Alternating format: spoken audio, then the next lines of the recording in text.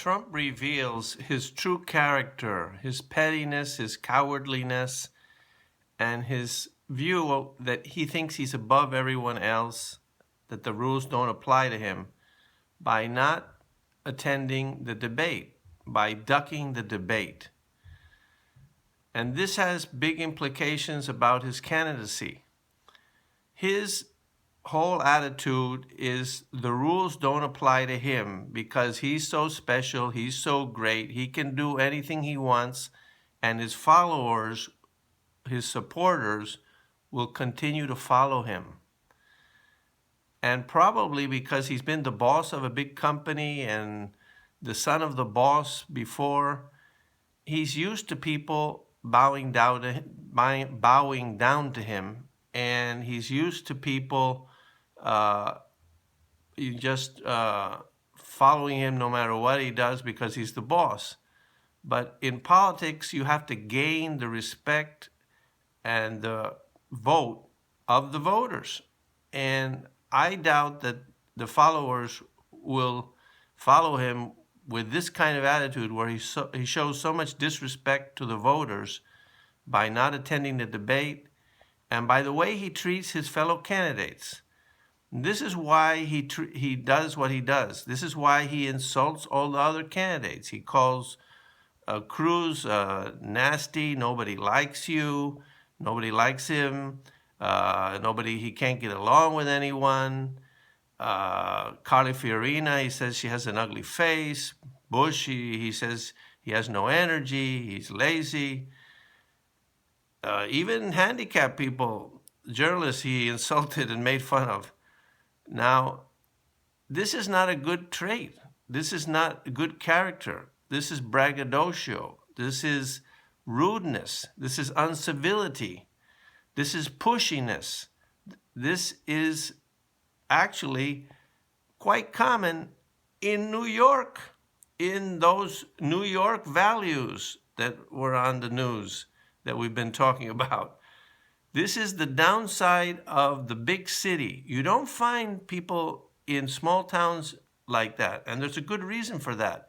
Because if they treat other people with uncivility, where they're not polite, they insult them, and they brag, and they put the other people down and call them losers and say, I'm a winner, you're a loser. Nobody will deal with that person.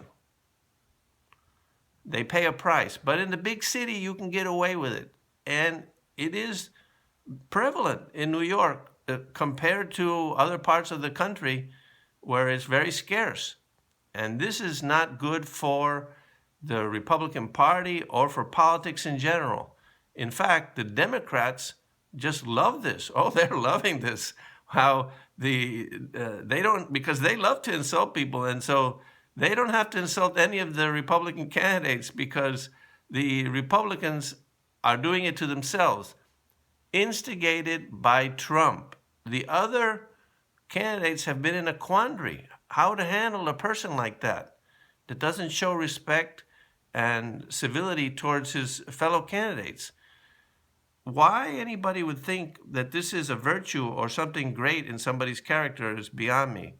It's definitely a vice and a flaw in his character, and it's a flaw in his thinking. That's the way he is, and this has a tremendous effect on the whole debate because he has personalized the whole race. Sorry about that. He personalized the whole race by making the issue the individual and calling the other individual a name, like being lazy or nasty or a liar, instead of discussing the merits of the policy. Now, in a real debate, in a proper debate, you cannot do that. Ad hominems, that's the Latin word for insults, are not permitted. And they're not permitted for a good reason, because the debate then degenerates into a barrage of insults going back and forth from one candidate to another, and the merits of the policy are not discussed.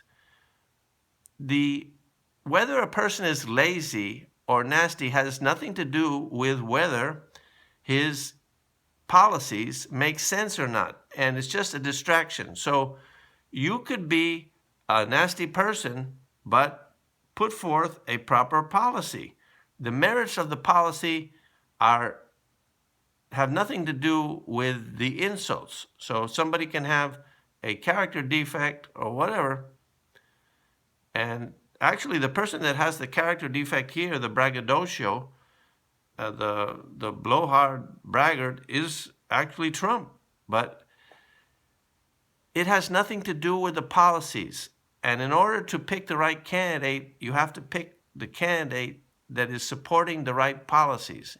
In order to do that, you need to examine the reasoning that he uses to come to the conclusions he comes to, and to see if it makes sense, which policy is correct.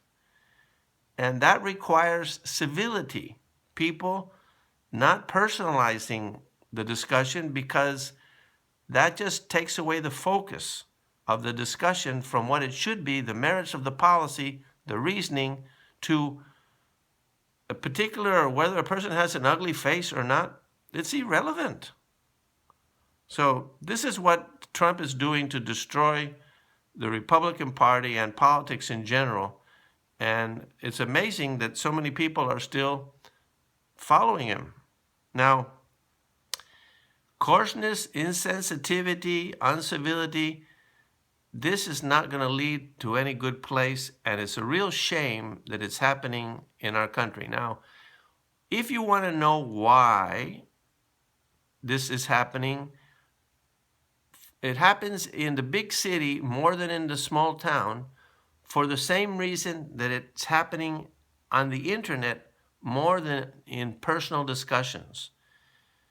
On the internet, people are immune from being identified often, because they don't even use their own names, and suffering any consequence for this kind of pushy rudeness, uncivility that we see in Bush. And this is the world of Twitter, and that's Trump's world. And this is the world of reality TV. They love to insult each other. They like conflict. They like to create drama. People enjoy watching the people they hate being insulted. I don't get it. That really is doesn't ring my bell. What I want to know is, what is the right policy, and make sure that the right policy is implemented, because the happiness and livelihood of the American people, the prosperity, the peace, and the excellent kind of life we could lead here in our nation depends on finding what is the right policy to follow, and a leader that has the judgment that will implement that policy. And calling each other names won't do it. It just takes away from the attention that should be focused on the merits of the policy. Now, this, I've noticed, is quite prevalent on the internet, and probably that's one of the reasons why Trump is like that, because he gets away with that on the internet. The people love it, and the people copy it. And I spent a lot of time in New York as I was growing up and when I was an adult, and I noticed that. And I noticed something else. It's contagious. I noticed myself changing. I noticed how I started to become pushy and rude. And that's when I said, I got to get out of here. This is having a bad effect on my character. People tend to copy. They copy especially from leaders. And instead of showing people a model that they can emulate and lead a better life, Trump is showing them the gutter. And this is the lowest level. And why so few people have stood up to him and made this point is beyond me. I think they're afraid. I think they're sheep, and they're afraid to go against the big leader. So There you have it. Let me know what you think.